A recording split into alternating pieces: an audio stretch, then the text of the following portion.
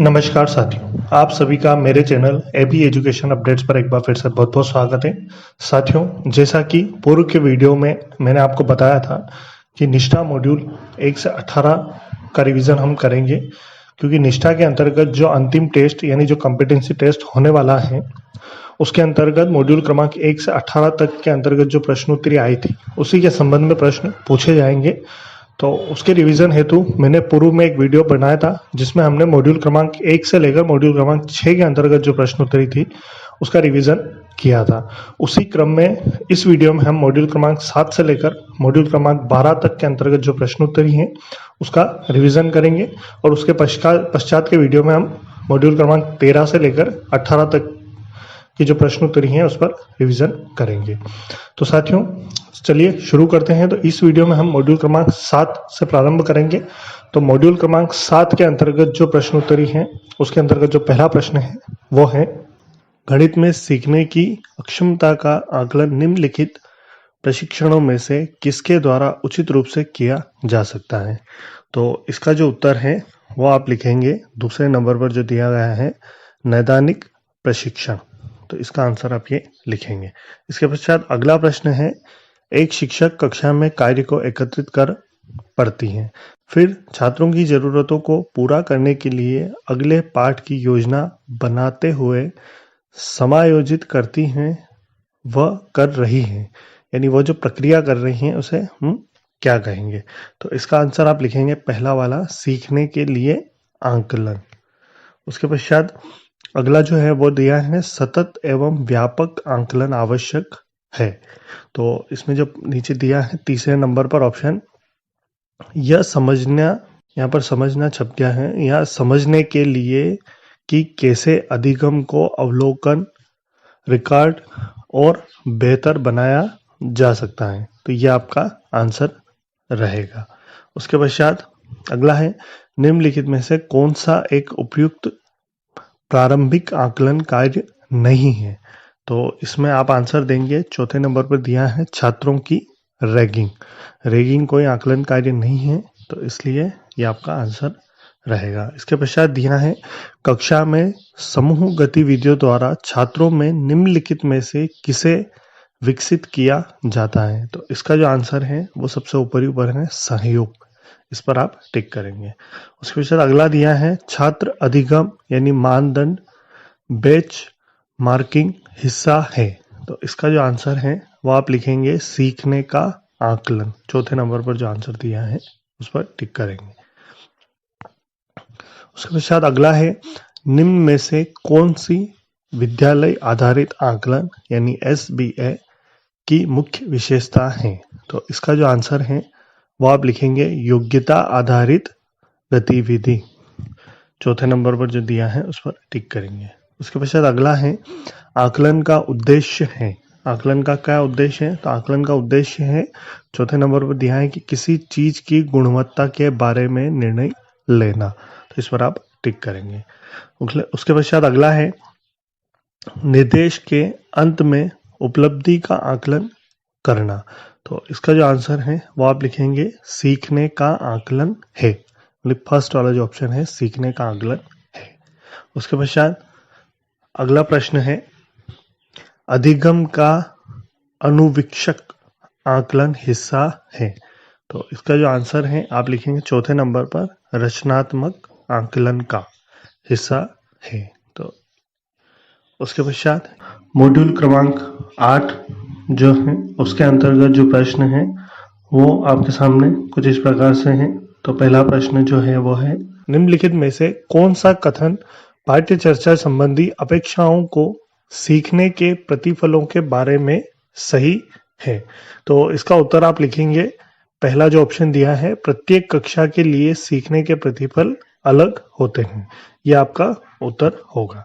उसके पश्चात अगला सवाल है, कक्षा 1 और 2 में पर्यावरण अध्ययन। तो इसका जो उत्तर है वो आप लिखेंगे सबसे लास्ट वाला, भाषा और गणित के साथ पढ़ाया जाता है। उसके पश्चात अगला है, प्राथमिक स्तर पर पर्यावरण अध्ययन के सीखने के उद्देश्यों में शामिल नहीं किया जाता है। तो इसका जो उत्तर है वो लिखेंगे आप, विद्यार्थियों को वैज्ञानिक नियम याद करने में मदद करता है।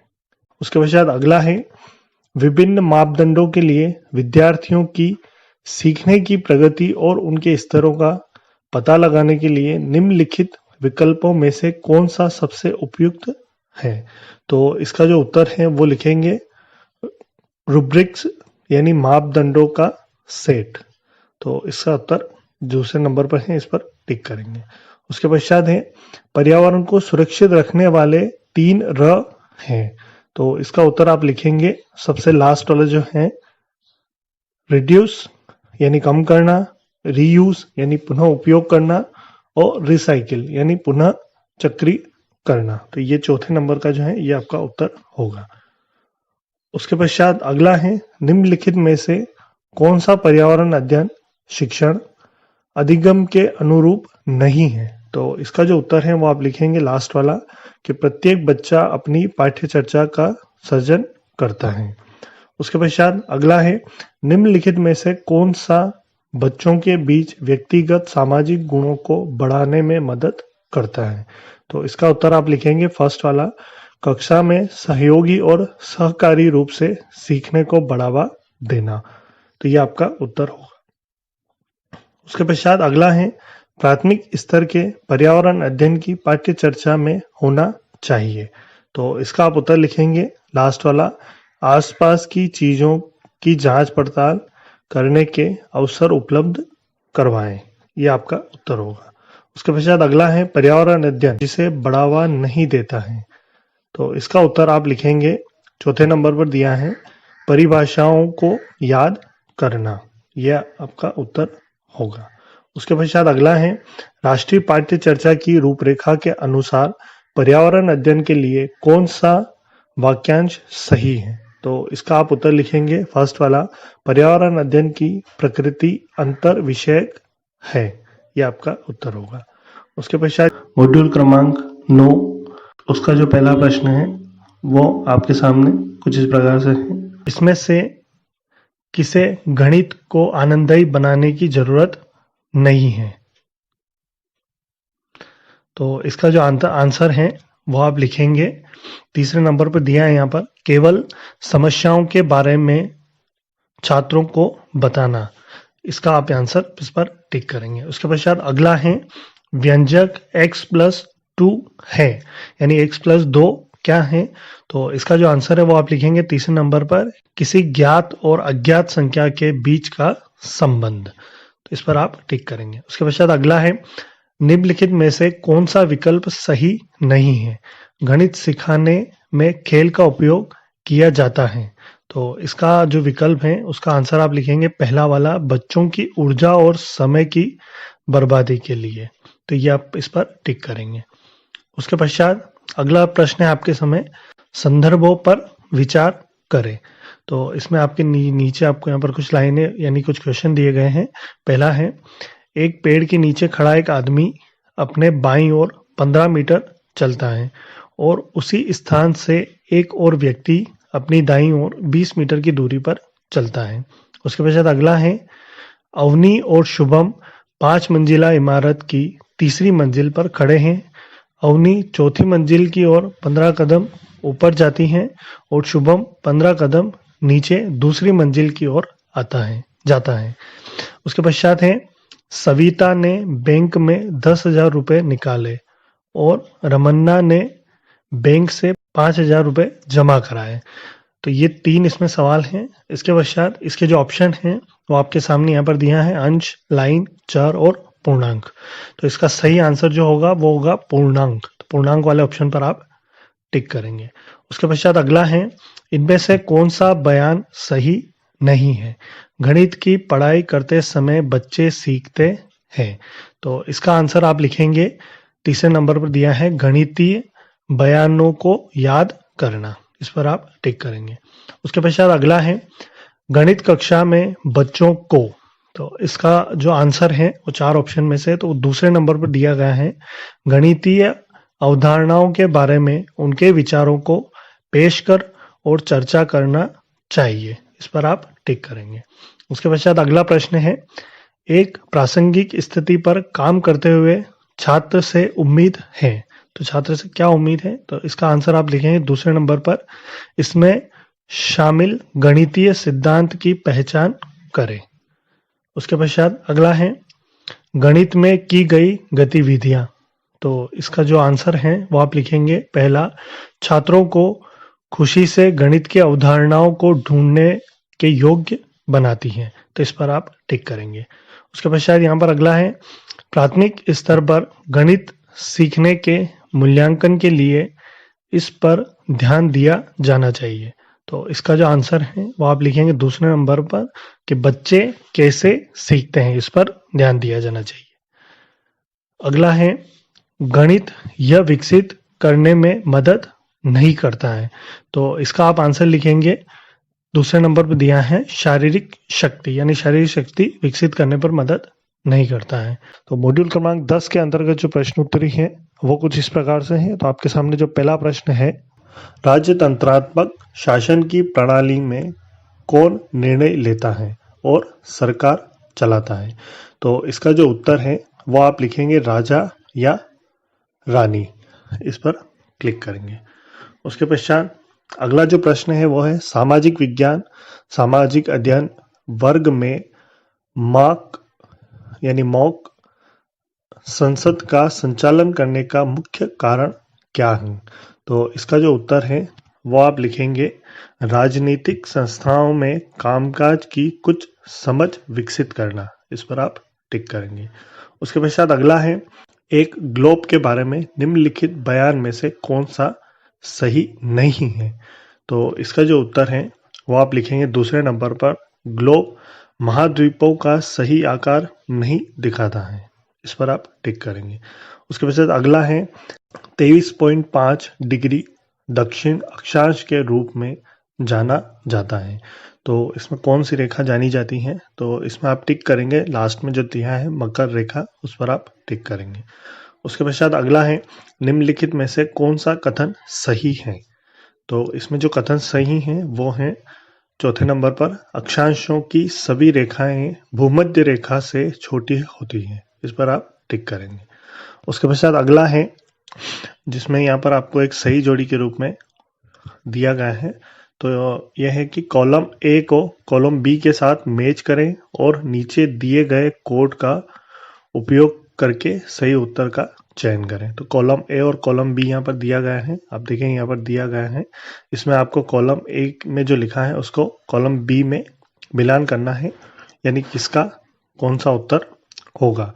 तो इसका जो सही उत्तर होगा वो है, सही उत्तर यहाँ पर तीसरे नंबर पर जो दिया गया है, यानी ए कॉलम ए के अंदर जो फर्स्ट है ए, उसका होगा थर्ड, बी का होगा फोर्थ, सी का जो है वो सेकेंड नंबर का और डी का जो है वो फर्स्ट नंबर का आंसर होगा। यानी आपको जो ए कॉलम है उसका जो फर्स्ट है उसको थर्ड से मिलाना है, उसका जो सेकेंड है उसको बी कॉलम के फोर्थ से मिलाना है, इसमें जो थर्ड है उसको सेकेंड से मिलाना है और जो लास्ट है उसको फर्स्ट से मिलाना है। तो इस प्रकार से ये सही जोड़ी आप मिलाएंगे।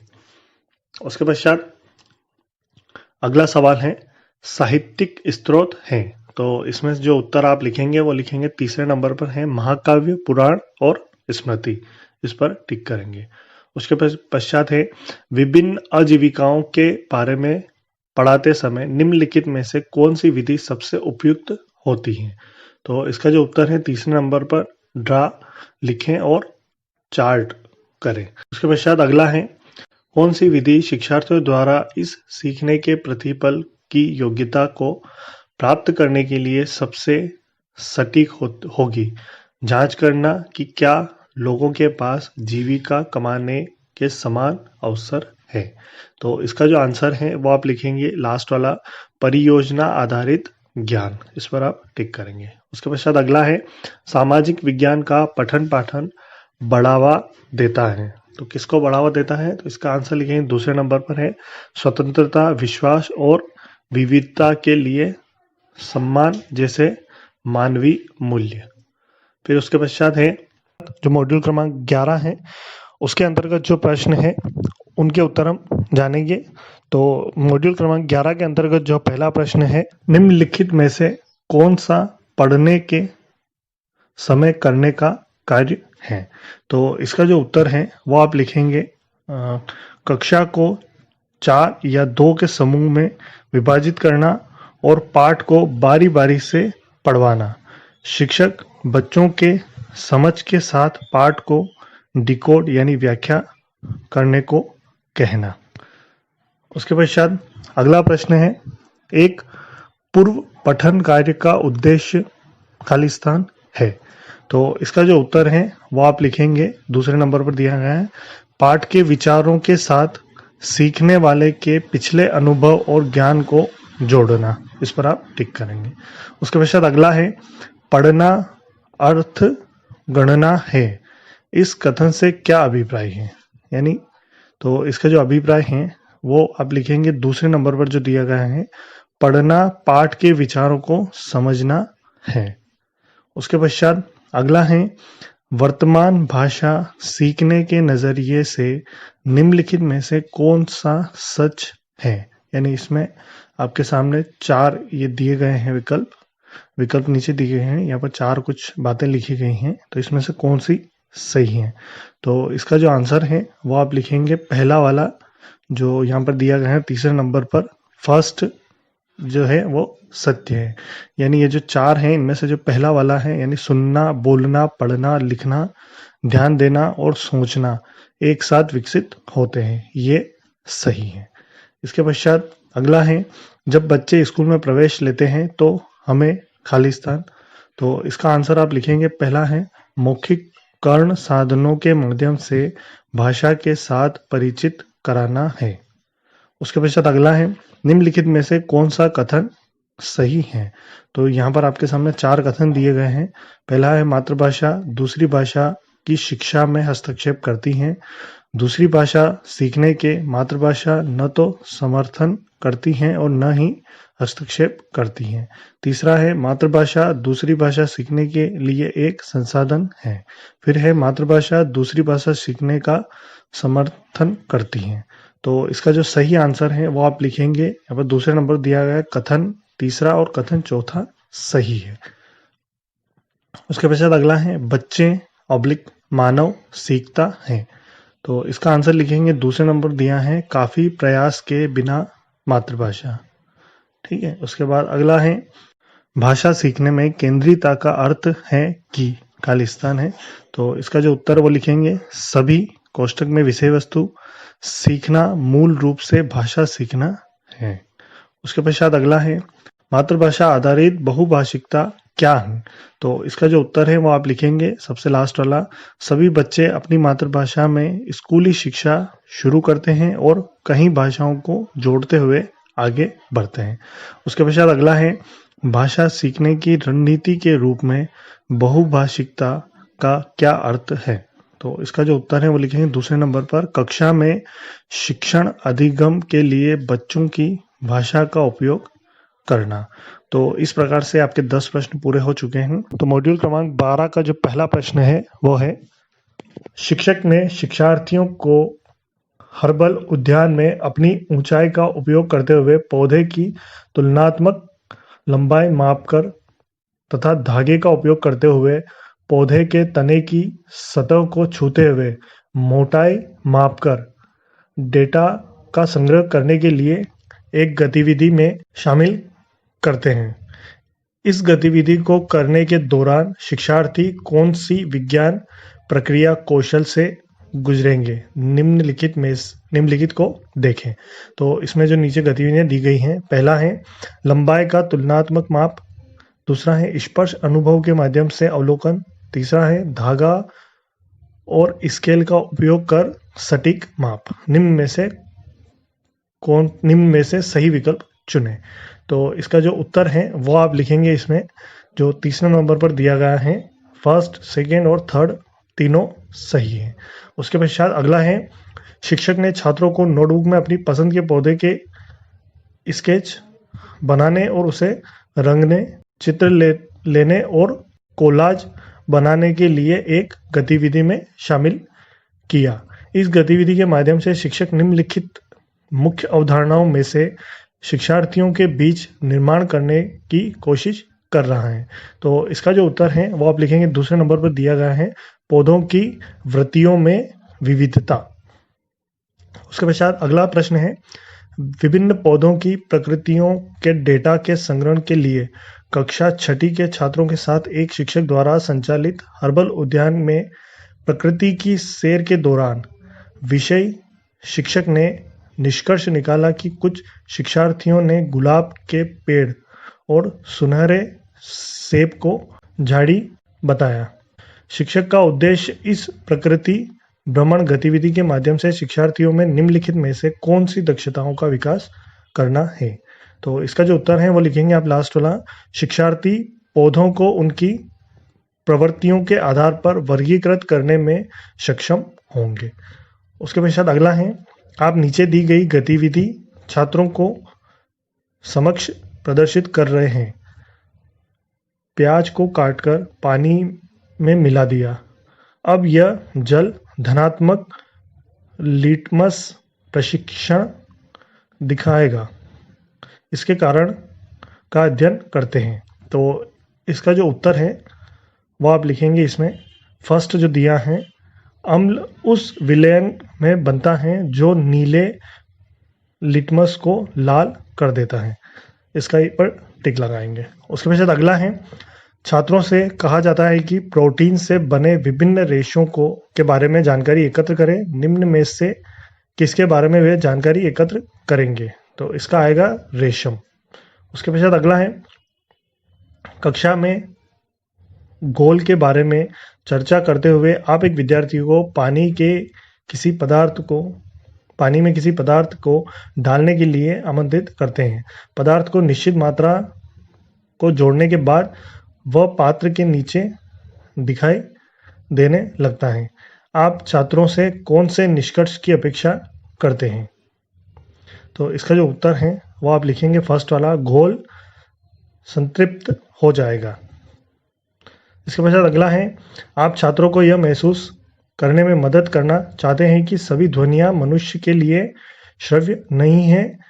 आपकी राय में इसकी सबसे प्रभावी कार्यनीति क्या हो सकती है। तो इसका जो उत्तर है वो आप लिखेंगे परियोजना। इस पर आप टिक करेंगे।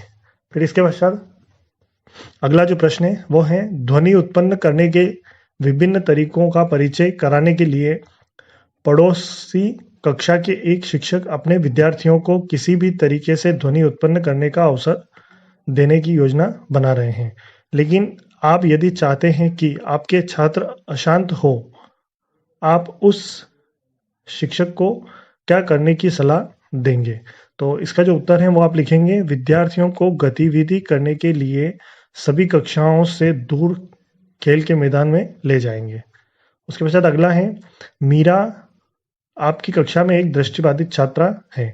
निम्नलिखित में से कौन सा दृष्टिकोण आप उसका समावेश सभी गतिविधियों में सुनिश्चित करने के लिए अपनाएंगे। तो इसका उत्तर आप लिखेंगे सभी दृष्टिकोणों का मिश्रण, यानी जितने भी दृष्टिकोण हैं उनका मिश्रण। उसके पश्चात अगला है, भारत में स्कूली शिक्षा के किस चरण में विज्ञान को एक अलग विषय शास्त्र के रूप में शुरू किया जाता है। तो इसका लिखेंगे उच्च प्राथमिक स्तर पर। तो साथियों, इस प्रकार से हमने यहाँ पर मॉड्यूल क्रमांक 7 से लेकर मॉड्यूल क्रमांक 12 तक के जो प्रश्नोत्तरी थी उसका रिवीजन कर लिया है। आप भी इसे अच्छी तरह से रिवीजन कर लें ताकि आपका जो टेस्ट है वो अच्छी तरह से पूर्ण हो पाए। साथियों, इसी क्रम में हम अगला वीडियो जो लाएंगे उसमें मॉड्यूल क्रमांक 13 से लेकर मॉड्यूल क्रमांक 18 तक की जो प्रश्नोत्तरी है उसका रिवीजन करेंगे। तो इसके लिए आप हमारे चैनल से जुड़े रहिए। इसके अंतर्गत अगर आपकी और कोई समस्या हो या कोई प्रॉब्लम हो तो आप हमसे कमेंट करके पूछ सकते हैं। साथ ही मॉड्यूल क्रमांक 16, 17 व 18 के लिए 3-4 दिन ही शेष बचे हैं, तो आप उसे जल्द से जल्द पूर्ण कर लें ताकि आपका जो ये कंप्लीट हो पाए और किसी प्रकार की आपको समस्या ना आए।